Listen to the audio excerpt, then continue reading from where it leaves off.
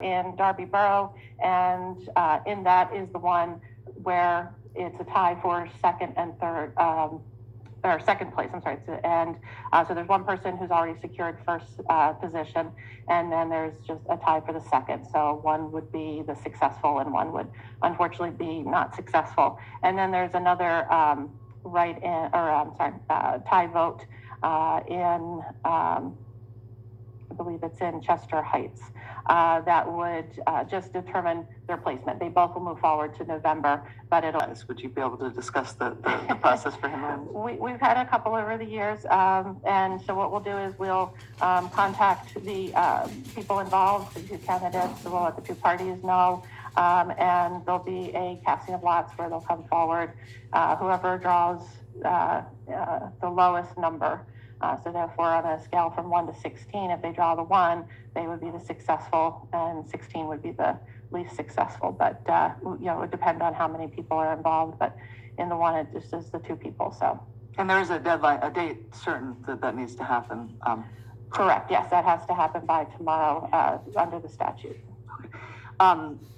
And then and this may be for the solicitors to confirm, but just so that everybody understands the timing of it, because we're here to certify, and yet there are two ties that will have the casting of lots tomorrow. Mr. Solicitor has confirmed, but I'm hoping that there's something you can say on the record about why that timing is nonetheless appropriate to certify today. It's entirely appropriate. In fact, the statutory scheme contemplates that you could certify the results and would certify the results as a tie.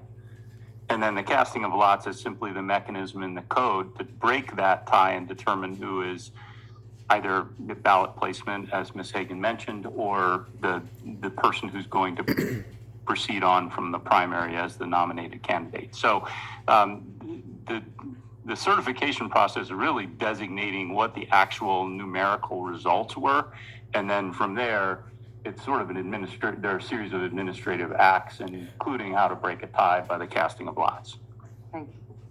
And then, Ms. Hagan, so there's multiple certifications that you mentioned, including to the state. There's the special elections. There's the write-in accumulation that results in certification of elections.